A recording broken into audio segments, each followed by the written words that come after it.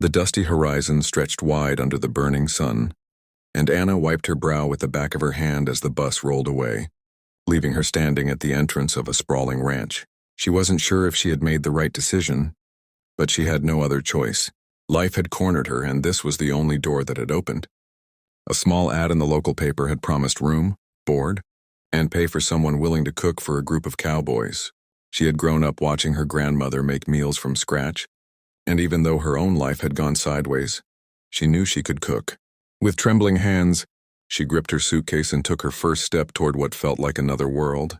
The ranch house looked old but sturdy, surrounded by acres of wild land that seemed endless. Horses grazed near the fence, and the sound of cattle lowing carried through the air. Anna's heart pounded not from fear but from uncertainty. She had grown up in the city, where noise never stopped, but here, silence wrapped around her like a heavy blanket. A tall man with sunburned skin and eyes as sharp as steel met her at the door. His name was Carl, the ranch manager. He gave her a brief nod, explained the job, and led her to a modest kitchen that would soon become her battlefield. Her first morning was chaos. She hadn't realized how much food a group of cowboys could eat. Plates of bacon, eggs, biscuits, and coffee disappeared faster than she could refill them. She worked furiously, sweat dripping down her neck. But not one of the men complained. They sat at the long wooden table, joking with each other, talking about cattle, weather, and long days ahead. They didn't even seem to notice her, except for one man who sat quietly at the end of the table. He was broad-shouldered, his hat low over his face, and though he rarely spoke, she felt his eyes on her. She thought he was just another ranch hand, but there was something different about the way he carried himself, something she couldn't quite place. Days rolled into weeks, and Anna settled into her new rhythm. She woke before dawn, lit the stove, and worked until nightfall.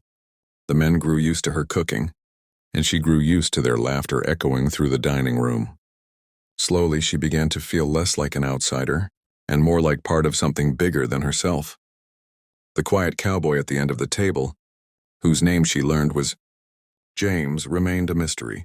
He spoke little, but every time their eyes met, she felt a strange pull, like the earth itself had shifted beneath her feet.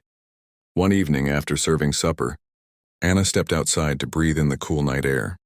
The stars seemed endless, brighter than she had ever seen in the city. She heard footsteps behind her, and turned to see James, leaning against the porch rail. For a moment, neither spoke. Then in a voice rough as gravel, he asked if she liked it here.